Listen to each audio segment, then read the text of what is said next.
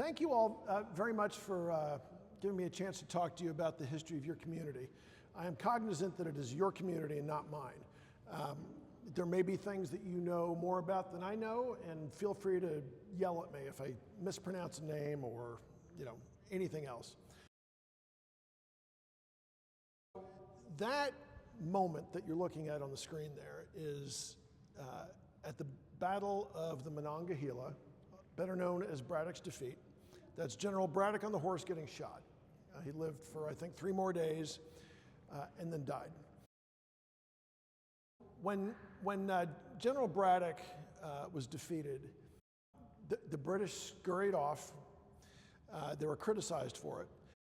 But that meant there was really no defense from the French and Indians out here. And even though we're pretty far from Fort Duquesne, Fort Pitt, violence spread throughout the frontier. And the south branch of the Potomac was no exception.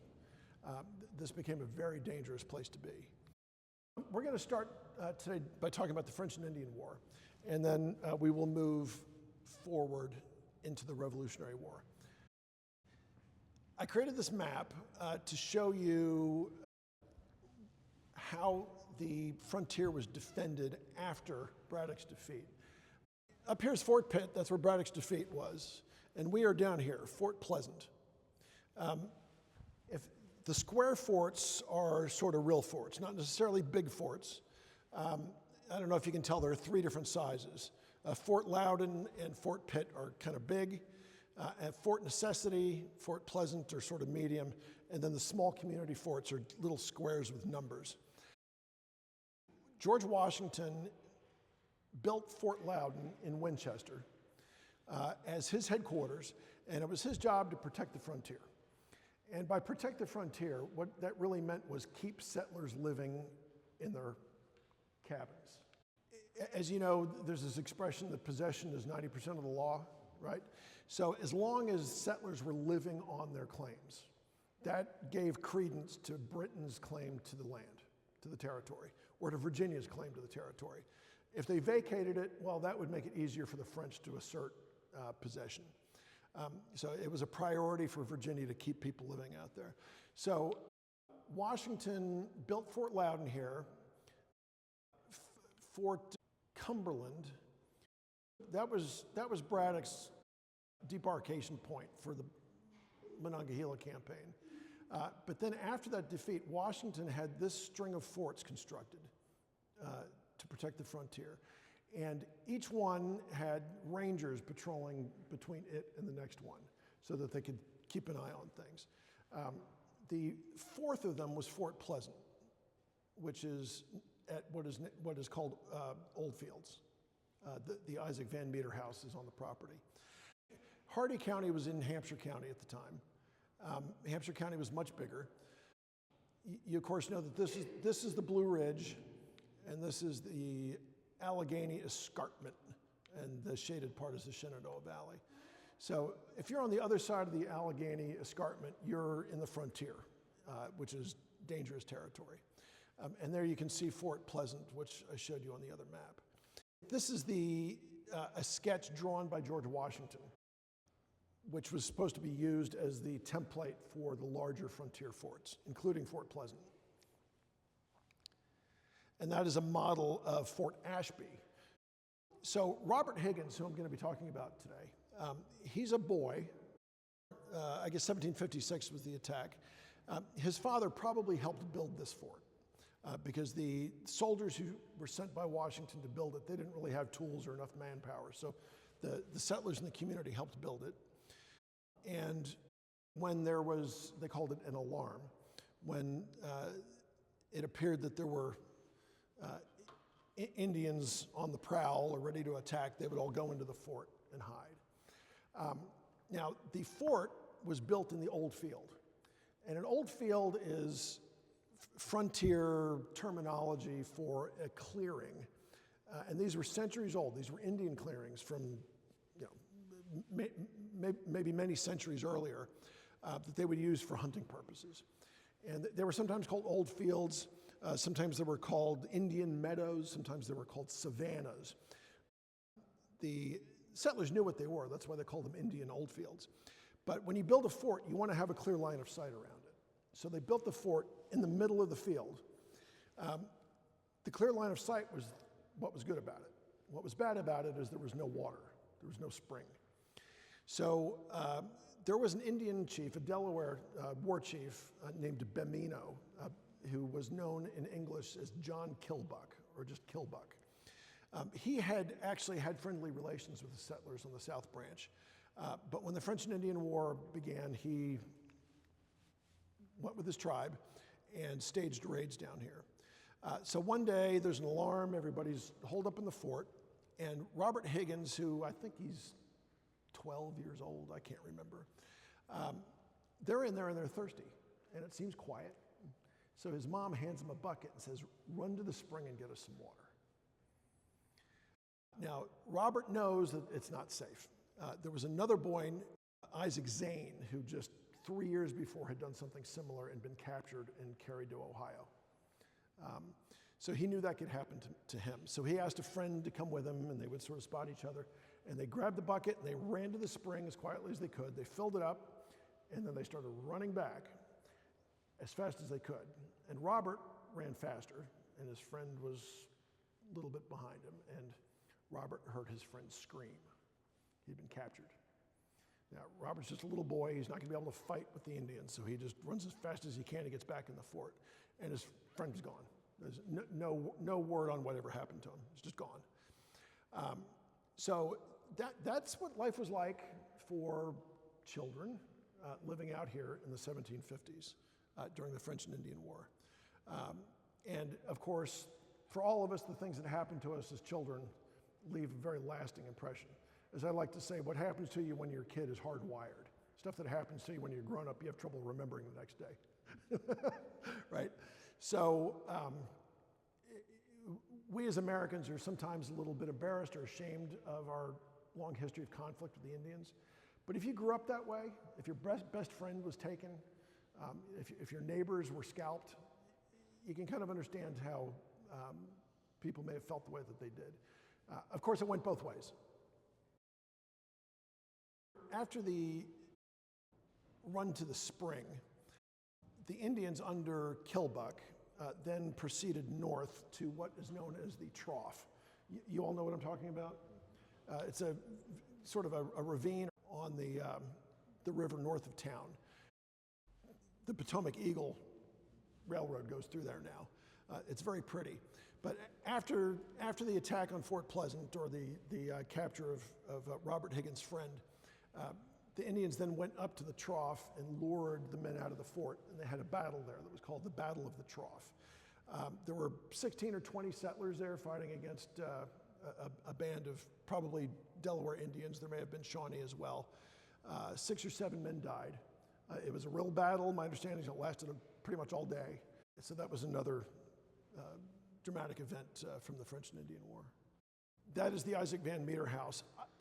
And the location of Fort Pleasant, I don't know whether the house is the exact location of Fort Pleasant, but it's a safe bet that if the house is on the highest point of land on the property, that was probably where the fort was too. Time passes, French and Indian War is over.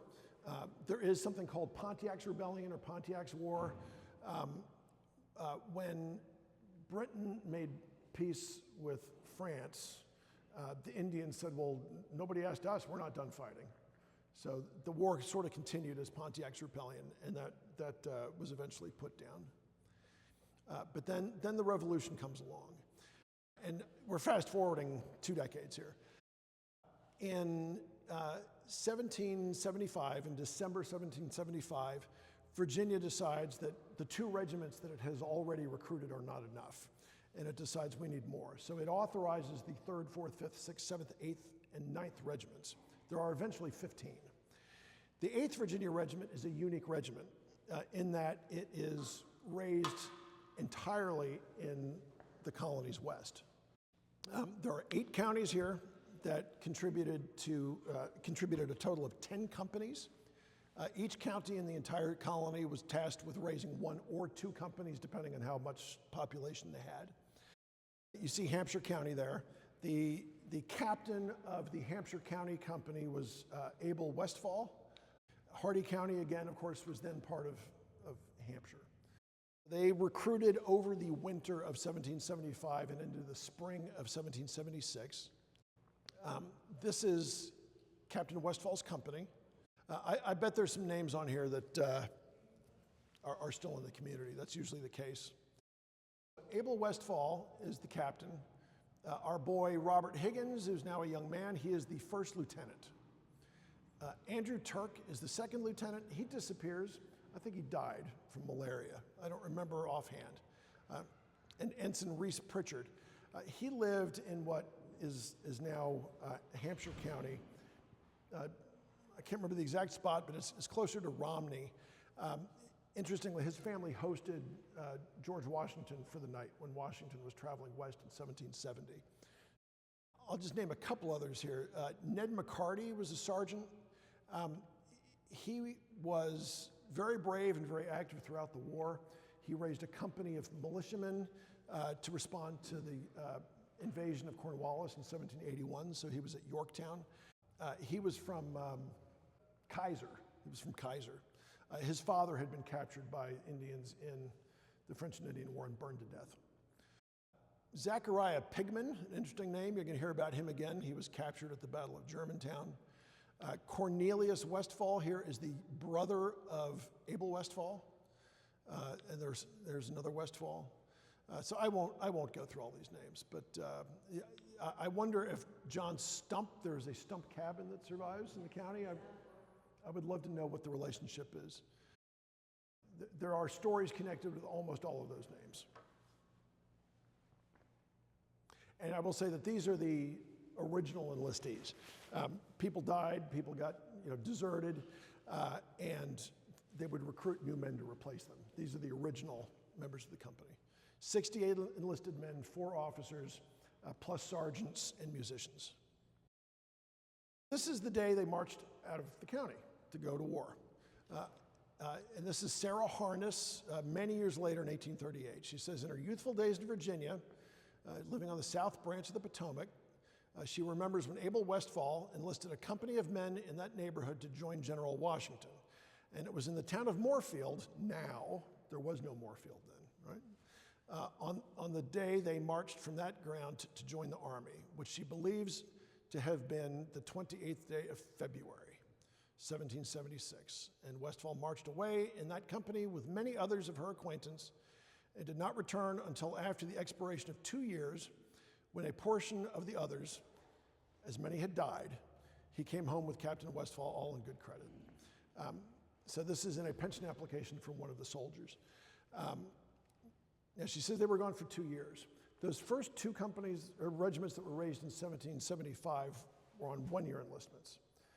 The 8th Virginia and the other regiments that were raised for 1776 were on 2-year enlistments. And then there were additional regiments raised the next year on 3-year minimum enlistments, but they were encouraged to serve for the entire war. And if they did, they got land out west after the war. So here are the field officers for the 8th Virginia Regiment. Peter Muhlenberg, pictured there, the fighting parson. Abraham Bowman, it says Lieutenant Colonel, 8th Virginia Regiment, there in the middle. He was from Strasburg, prominent family in Strasburg. And Peter Helfenstein was the major. He was from Winchester. All 3 of them are German. The 8th Virginia Regiment was called, and is still sometimes called, the German Regiment or the German Battalion. It really wasn't all German. It was probably less than half German. But the Virginia Convention, I think, was concerned that the Germans in the Valley might not serve. Just because they were ethnically different, religiously different, they were recent immigrants. They were far away from Williamsburg. So I think the plan was to put these guys in charge, and then people would enlist. And it worked. They only carried rifles. The 8th Virginia Regiment was the only regiment in the Virginia line that carried rifles exclusively. Every other regiment, the plan was for there are always 10 companies for the first 2 or 3 years.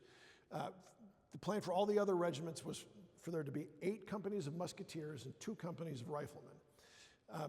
The weapons have important distinctions. A rifle is difficult to reload. You have to cram the projectile down into the barrel. The barrel has grooves, so it spins when it comes out, which makes it more accurate. A musket, you really just pop in the musket ball and bang, and out it goes. It's very quick to reload, but also not very accurate. My shorthand is that a rifle shoots fastballs and a musket shoots knuckleballs. They marched to the rendezvous, which was down here in Suffolk, Virginia. So it's close to Norfolk.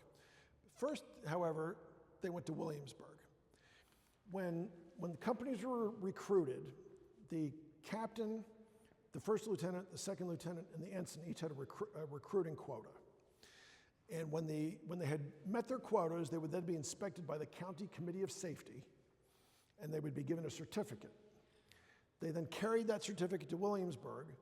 The commanding officer in Williamsburg, who for these guys was Major General Charles Lee, inspected them, and if they passed inspection, they could then turn that certificate in for their commissions, the officers. So they would stop in Williamsburg, be inspected, get their commissions, and then they proceeded down to Jamestown, across the river to Cobham, through Smithfield, down to Suffolk. Suffolk was very important. You've got the Great Dismal Swamp here, which, as I like to say back then, was even greater and more dismal than it is today. And the Nansemond River here. So this is a choke point between most of Virginia and what is now Virginia Beach. The Virginia Beach area was dominated by loyalists. Norfolk was actually the biggest city in Virginia, and it was the commercial center. All the stuff that went to and from England generally went through Norfolk. So there were a lot of Scotch, they call them Scotch factors. So these are, trading houses. A lot of people in the rest of Virginia owed money to those Scottish factors, so they didn't like them. Because of the close commercial communication with England, they maintained, they were loyal.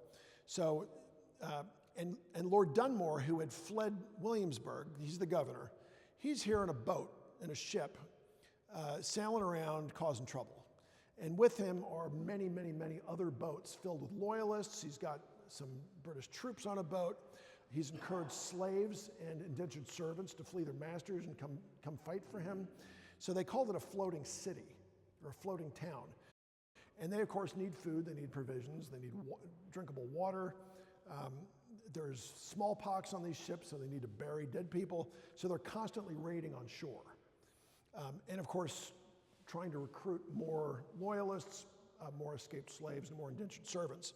So the 8th Virginia, their job was to seal off this entire area, along with some other troops. The Elizabeth River here has 3 branches, which were controlled at Kemp's Landing, Great Bridge, and Brickell's Ordinary.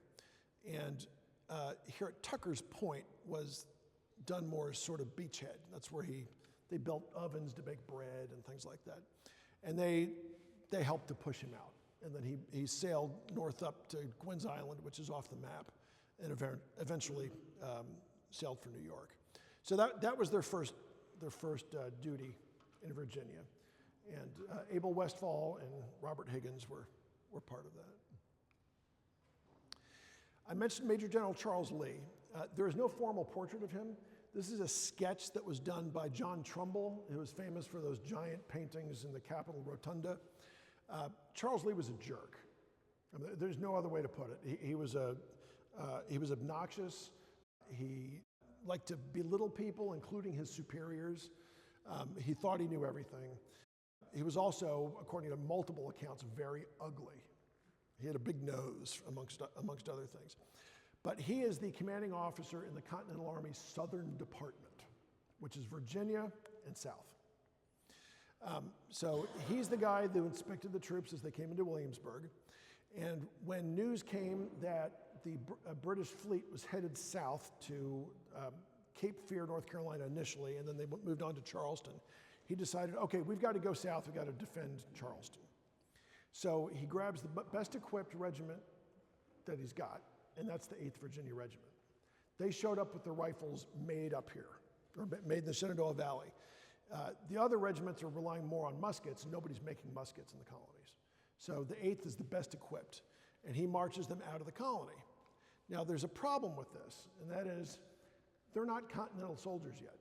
They are provincial soldiers. They have not formally been taken into the Continental line, which means that their job is to protect Virginia, not to protect North Carolina or South Carolina, and they know it. So a bunch of guys desert as soon as they cross the state line. But they went south, those who didn't desert, and very long hike, 450 miles. Keep in mind that some of them have already marched 450 miles. And they are at the Battle of Sullivan's Island down here on June 28th. They spend another month hanging around. They're starting to get sick with malaria. Then news comes of the Declaration of Independence on August 5th. They have a giant celebration, far bigger than anything in Philadelphia. General Lee and the political leaders there used it to intimidate the local Tories. So there was a giant celebration in Charleston. Part of the celebration was under Charleston's Liberty Tree. I bet you thought the only Liberty Tree was in Boston. Not true. And it was this kind of tree. It was cut down by the British in 1780, which gave me the liberty to find the most impressive southern live oak I could find to represent the Liberty Tree. I'm sure they would have looked for a nice one too, right? So it was a tree, something like that. And they had a reading of the Declaration under that. Part of that celebration was a procession with the South Carolina Sword of State. If you watched King Charles' coronation, there was a sword that they carried that represents his authority. South Carolina had a similar sword that represented the king's authority. And it dated back to 1704. And the clerk, if I remember the details right, the clerk of the South Carolina legislature led the parade with the sword. Notably, it was unsheathed, which meant that the declaration was a declaration of war. That's the only time they unsheathed it in a ceremony. We don't think of the Declaration as a declaration of war, but it was, among other things. So these Hardy County men were there to witness that. The sword, by the way, disappeared in 1941. It was stolen from the State House, and it's still gone. Nobody knows where it is. Having succeeded in Charleston, General Lee decides that they should go to Florida. The British and the royal governors have been kicked out of Virginia, North Carolina, South Carolina, and Georgia, leaving the colony of East Florida as the only Tory bastion in the Southern Department. So reasonably, Lee decides that they're going to go down and sack St. Augustine. They don't get any farther than Sunbury, Georgia, for a few reasons, but most notably because they've all got malaria and bad. Lots and lots of them died. Malaria, they didn't know it, but of course it's communicated by mosquitoes. And you can build a resistance to it if you grew up in a place like Charleston or Sunbury, but if you grew up in a place like Moorfield, you've got no resistance to it at all. So they did not fare well. But they did eventually, in the winter, they eventually hobbled back home, that top arrow there. They took the Great Wagon Road back home. They were supposed to march in formation, but some men were too sick to walk quickly, and Abraham Bowman, who was in command, said, okay guys, we're gonna put you all on furlough. You just get home however you can, and when you get there, we'll have a rendezvous and we'll recollect. So Captain Westfall, when he got home, he put this notice in the Virginia Gazette saying that all the soldiers who are on furlough from the detachment belonging to the 8th that are to meet me at Fredericksburg in order to march immediately. So they're going to go join General Washington. This is in December of '76. They don't march until April. Too many men have died. They have to recruit. They have to refill their numbers, and they can't even really do that very successfully. Also, this is getting a little bit technical, but the most senior company in the regiment was led by a guy named John Stevenson, who was from Pittsburgh. And because they had been formed so early, his men were on one-year enlistments. So that company is done. So it needs to be replaced. And the officer who was picked by George Washington personally, because there's an argument about seniority, so Washington has to decide. The officer who's picked to lead that company is Hardee County's Robert Higgins, actually jumping seniority over some other men. So he gets to work recruiting. One of the men he recruits is this guy, William Eagle, who was buried up in Smoke Hole Canyon, which for 2 years was part of Hardee County, from 1786 to 1788, I think. His grave is there in a really pretty spot. Eagle Rocks is named after him. So he was one of the recruits. He actually went to a different company. The whole regiment was recruiting. They had a very hard time recruiting, and they eventually marched off to join Washington in New Jersey, but they left a bunch of officers at home to recruit. Now, this is mostly in Winchester. They're riding around the countryside recruiting. And Higgins is not trying to refill a company with vacancies. He's trying to create an entire new company from scratch. The major reports to Washington that the officers are just having a terrible time. They just can't recruit men. He says, Captain Higgins and the officers of his company have not raised more than 20 men in the course of 5 months, even though they've used the greatest industry. So Washington eventually just says, okay, just send them up. Virginia's implementing a draft. We'll get more men. Just whoever you've got, just send them up.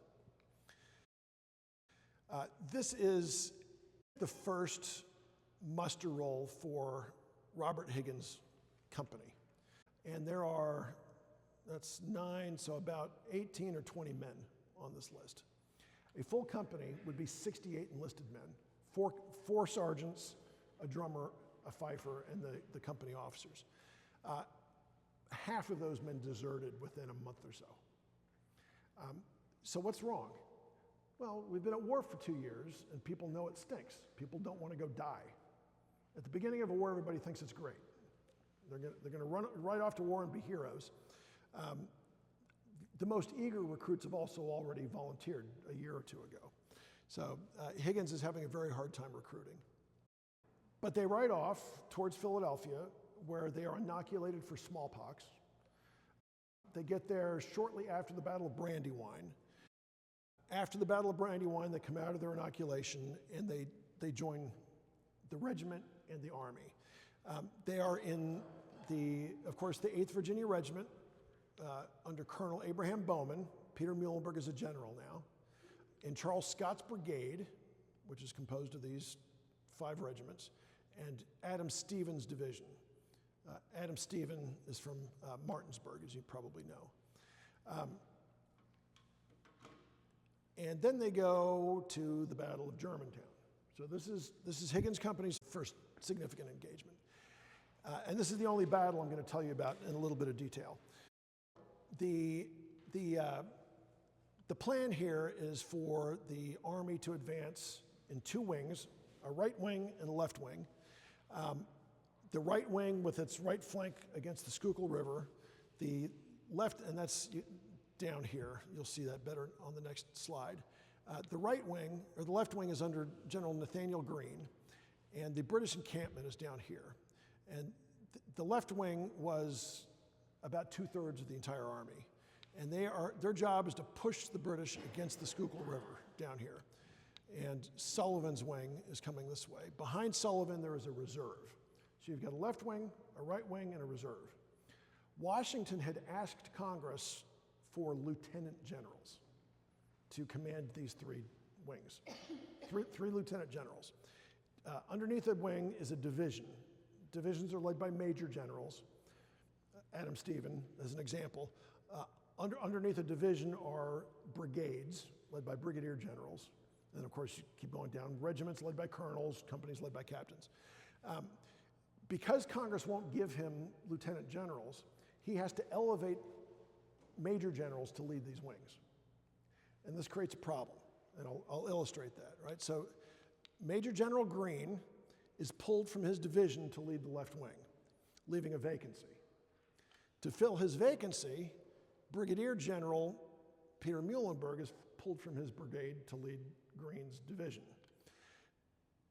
Because Muhlenberg's been elevated, you following me? A colonel from, I think, the 9th Virginia Regiment is elevated to serve as temporary brigade commander. Down, down, down. So, which means you have all these officers commanding people they're not used to commanding. Not great for command and control in the battlefield. Most specifically, Peter Muhlenberg is acting as a major general in command of a division, something he's never done before. Adam Stephen, remember I said that Charles Lee was a jerk? Adam Stephen was a jerk too. Adam Stephen he thinks he knows everything, and more to the point, he thinks Muhlenberg knows nothing. And they are, along with the Connecticut Brigade over here, they are Greene's left wing. So as they're advancing, these brigades, 3rd, 4th, 1st, 2nd, and the Connecticut Brigade, they're supposed to be in a straight line as they advance. But they are moving early in the morning. It's very, very foggy, like real pea soup fog. Once they start shooting, there's black powder smoke everywhere. They can't see. They can't see anything. They also have to climb over fences. They have to walk around houses.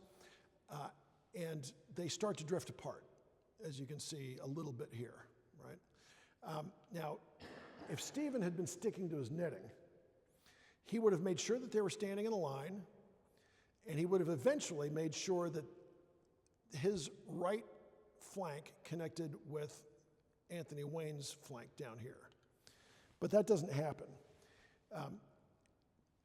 The plan as they approach, based on intelligence, is there is supposed to be a picket, or sort of a lookout post, of redcoats here at Lucan's Mill. They're marching down Limekiln Road very early in the morning, like 5 in the morning, and they find one way out here. They're surprised. So there's a very small skirmish, and the British light infantry who were there, they run back down here to Lucan's Mill. Greene's division, or Greene's wing, continues to march down here. Then they form into a line, and Adam Stephen decides, well, we got to go catch those guys. So he tells the 9th Virginia Regiment, go get them. Run down to the mill and catch those guys. The only problem is the 9th Virginia Regiment reports to Peter Muhlenberg. The 9th Virginia Regiment is in Muhlenberg, under Muhlenberg's command, not Stephen's command. So he's giving orders to men who don't report to him. On the battlefield, there's 2 different divisions, and he's got his division, and Muhlenberg's got his division. And if there's any disagreement, Greene is the guy that should be telling Muhlenberg what to do. But Stephen he's standing next to the 9th, and he just says, 9th Virginia, go catch those guys. So they run off to go catch the redcoats at Lucan's Mill. Then Stephen thinks about it, and he says, I don't think that's enough guys. So he turns to the 8th Virginia Regiment, which was commanded for the day by a guy named Lieutenant Colonel John Markham, who I think has never led troops in the field before this day. It says, go help the 9th. So they run off. And remember, they can't see anything. They're just charging off into the fog. So the 9th, and then eventually about a third of the 8th, because Markham balks. He refuses to advance. They catch some redcoats here, and they continue to march down here, and they fully expect Greene's entire wing to proceed in a straight line down here and support them. But they don't come, because they're breaking apart. They can't see where they're going. They're slow. The officers are arguing with each other probably, and they start to drift off into pieces. So this is moving further down in the battlefield. So you can see here's Sullivan's wing advancing, Hazen's division, Wayne's division. Behind them is Sterling's reserve, North Carolina troops, New Jersey troops. They have decided that they're going to take this house where some redcoats have holed up. It's a stone house. It's a veritable fortress. They can't even break it with cannon. So they're distracted here. And Greene's wing, the 4th Virginia here, that number 4 is the 4th Division. So that, 4th Brigade, that is the 8th Virginia. They are really spread out and not in a line, and as they approach, here's the 4th again, further down, they are approaching General Wayne's flank. Remember, they can't see each other. So the 4th Brigade walks in front of Wayne's division, and the 3rd Brigade behind. And they don't know who it is, and they start shooting at each other. And they hear all of this gunfire back here, cannon fire and musket fire, and they think the British have gotten them surrounded, but it's not true. So the whole thing collapses, and the Americans retreat. They were winning, by all accounts, they were winning. And then this crazy stuff happened, and we lost the battle. There was heck to pay. The soldiers who had gone forward, so this is the 9th Virginia and about a third of the 8th Virginia under the Major, William Darke, they were all captured here on Kelly's Hill and taken to Philadelphia and put in prison. A month later, there are court-martials. Adam Stephen loses his job. Lieutenant Colonel Markham loses his job. Washington cleans house. He's had enough with officers getting appointments because they knew somebody or because of politics. They're gone. Now we're just going to have real soldiers. That's really what happens. And Washington's pretty explicit about that. This is Robert Higgins' company. This is a later muster, and I just wanted you to see, it says deserted right there. Ditto, ditto, ditto, ditto, ditto. Not joined the regiment, which means he didn't even need to desert because he never showed up. Ditto, deserted. So that's, I don't know how many men in a row that is. These guys were all captured in the battle, which, good for them. That means that they went forward when they were supposed to, even though Lieutenant Colonel Markham balked and didn't want to advance. Superannuated means that they were too unhealthy to serve. These guys all deserted. So basically, Higgins' company is, and Higgins is captured. Second Lieutenant John Clark is captured. So basically, you've got James Curry, Ensign Peter Higgins. This is Robert's brother. 2 sergeants, these 3 guys. That's the company after Germantown. Not much of a going concern. This is the old Walnut Street prison in Philadelphia. It looks like a nice building, and it was new then. I think it was finished in 75 or 76. But let's just say it didn't have heating inside. The soldiers were crammed in there. They were not fed. Quakers would collect food and give it to them as donations until the British put a stop to that. It was a horrible place to be. Lots of them died. Officers went in there too initially, and then they were moved, believe it or not, into the State House, Independence Hall in Philadelphia. That was used as the prison for officers. Here is a letter written by Robert Higgins after the war. I think it says 1798, and it says, "I do certify that Zachariah Pigman enlisted as a soldier in the 8th Virginia Regiment in the year 1775, so that would have been very late, December, and acted as a sergeant in said regiment and was taken prisoner in the fall of 77 by the British and died in the Philadelphia jail in February 1788. It would have been 1778. Given under my hand in Hampshire County the 3rd day of October 1798. Here's another one.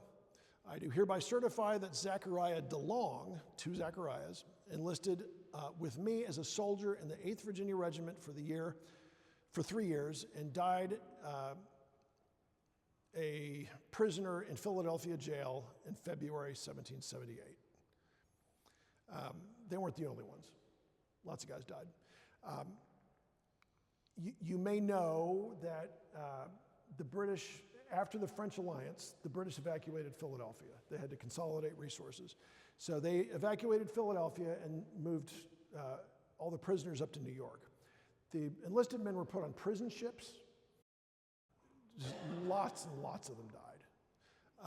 When there was a prisoner exchange, men literally were hobbling onto shore and dropping dead. Officers were kept on Long Island, particularly around New Utrecht. So this is Brooklyn up here, New Utrecht, Gravesend. This is farm country at the time. Officers were housed with families. They had to pay their own room and board. So they were constantly writing home begging for money. But officers, of course, were treated better.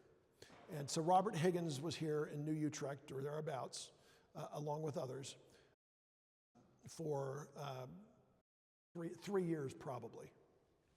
Most of the officers on Long Island were exchanged in, I think, November of 1780, and had to walk home. So Robert Higgins probably came home then. Meanwhile, however, and I'm sorry to tell you this, Hardee County had a whole bunch of Tories in it. I'm sure you're all very ashamed of it, but it's the truth. And there was a rebellion, a Tory rebellion called Claypool's Rebellion. Have you all heard of this? Has anybody in the room heard of this before? Yeah. So John Claypool, we don't know exactly where he lived, but he apparently somewhere along Lost River. And it was more of a tax rebellion than anything else. Virginia was, like all wars, they needed money, and they were asking people for lots of it. So there was a loyalist rebellion out here, and the county lieutenant of what was still then Hampshire County, there had been a little bit of a skirmish, and he wrote a letter to the county lieutenant of Frederick County, so Winchester, saying, "We need help. Please come help us." And this is what it says. Yesterday, the militia of this county marched to Captain Stump's. There made a halt and sent a party of light horse to see what discoveries they could make about Jacob Brake's mill. So I think this is south of town at the place that's now called Brake, from what I could tell, on the South Fork. They were repulsed by a fire and got off without any loss, and brought with them 2 prisoners. I understand John Claypool expected by last night to command 1,000 men. I think the only sure remedy to apply would be to prevail upon General Daniel Morgan, the hero of Cowpens, to take a tour amongst them. They are daily daring him. The welfare of our wives and children seems greatly to depend upon your immediate assistance. They threaten, if successful, to kill men, women, and children. So Daniel Morgan did get the Frederick County militia and came out here and put down the rebellion. Interestingly, John Claypool was remorseful.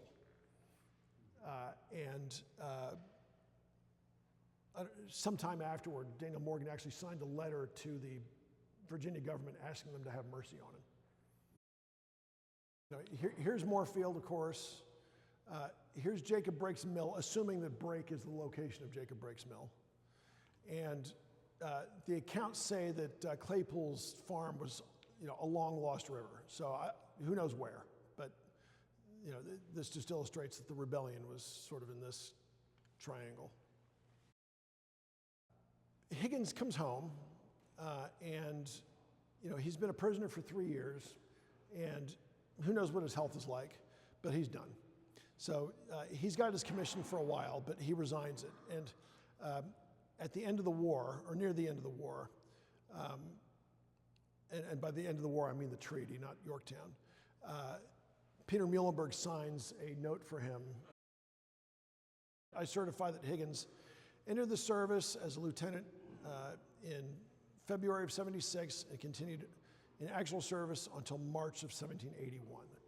So he may have ridden up to Woodstock, or Winchester, I guess, to ask for this. He may have sent a note, but this is a record that tells you when Higgins' service ended. So after the war, he's back home.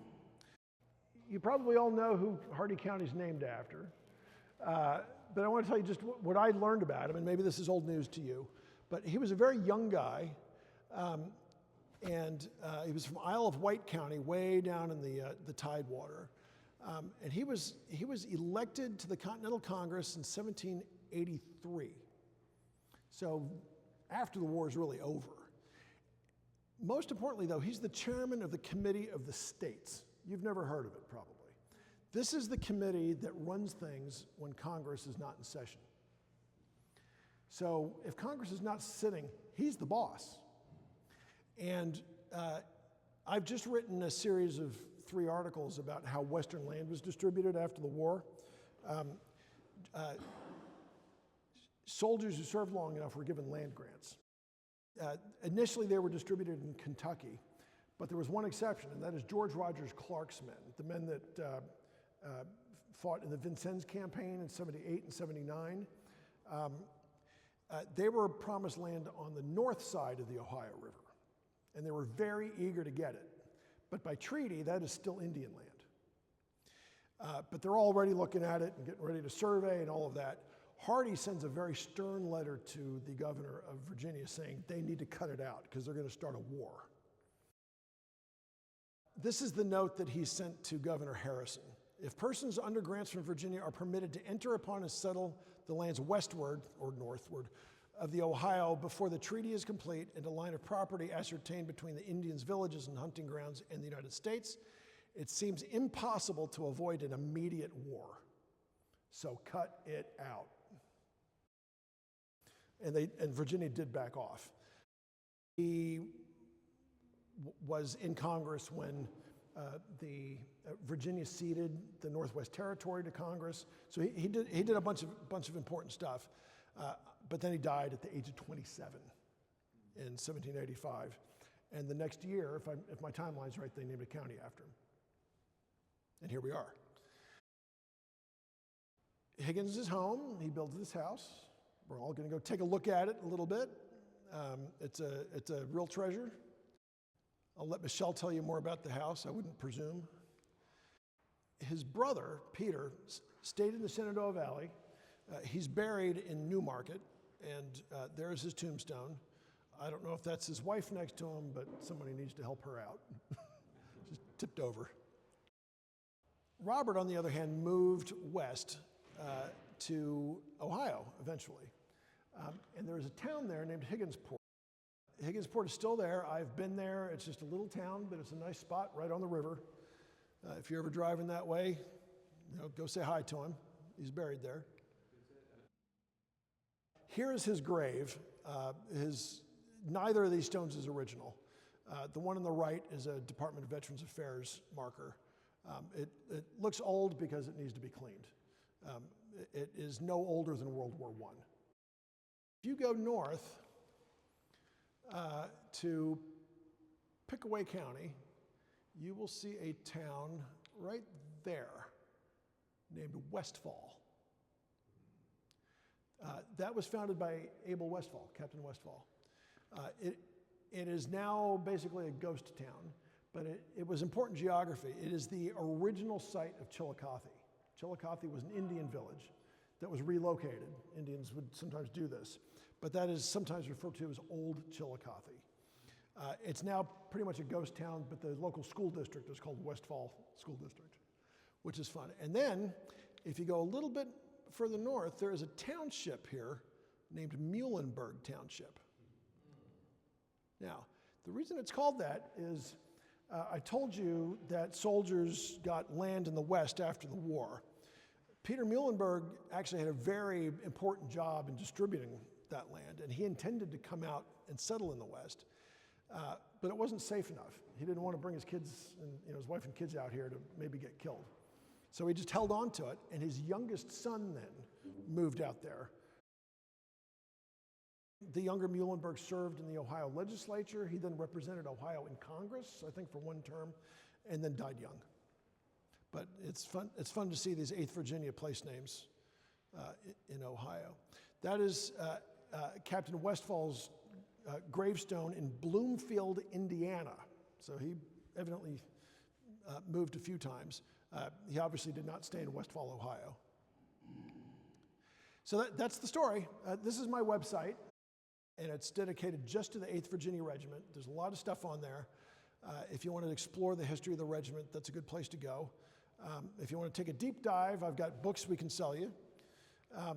This is my new website. I'm now focused on the entire Virginia line, or just Virginia generally, in the revolution. So the website is virginia1776.com. There's a Facebook feed. There's something that goes out on that just about every day. And I post videos. This audio will go on top of the PowerPoint, and it'll be up on YouTube in a few days. So feel free to subscribe and follow on there. And then here's the book. Thank you for having me. This was a lot of fun. Thank you. Yep.